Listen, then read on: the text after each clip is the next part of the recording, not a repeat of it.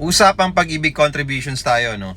Salamat Sir Carding sa pag-comment. Sir, paano po ang continue ng bayad? Nasa Saudi po kasi ako. Gusto ko sana ipagpatuloy hulog ko. Na-stop ang hulugan ko last 2017 June para sa Panspottings. So, pwede naman po ko muna ng representative nyo dito sa Pilipinas, hindi siya maghulog mismo ng inyong contributions or kung ano man yung gusto nyong hulugan, okay, kay Pag-ibig. Kasi nga po, para mapagpatuloy nyo rin po yung inyong contribution kay Pag-ibig at magamit nyo po yung Pag-ibig benefits niya someday. In case na kukuha din kayo ng property, ba diba? So, kunwari, meron kayong gustong paggamitan, sample, kukuha kayo sa amin ng condominium property for only 10,000 cash out only, no down payment, 2-bedroom unit na yun, so Ortigas Extension Pasig, pwede pa natin pasok yung sa Pag-ibig financing mo. So, direct na po yun sa Pag-ibig processing. And then, so dahil member ka naman ni Pag-ibig at tuloy-tuloy naman yung hulog mo, updated yung account mo kay Pag-ibig, so qualify ka to loan, 'di ba? To get a housing loan, 'di ba?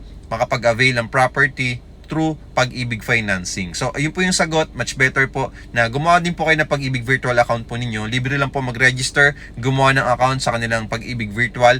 Google nyo lang po Pag-ibig online or Pag-ibig virtual. Lalabas na po doon yung mismong main website ng kanilang Pag-ibig na kung saan pwede po kayo mapag-register at mamonitor din po ang inyong contributions at yung hulog online. Okay? So, follow me, message me po, Sir Carding, kung interested din po kayo mag-avail ng property dito sa Ortigas Extension Pasig for only 10,000 to 25,000 cash out only. Wala ka ng down payment na ilalabas at pwede ka pa makalipat within 30 to 90 days process. Follow me and message me. Thank you, sir.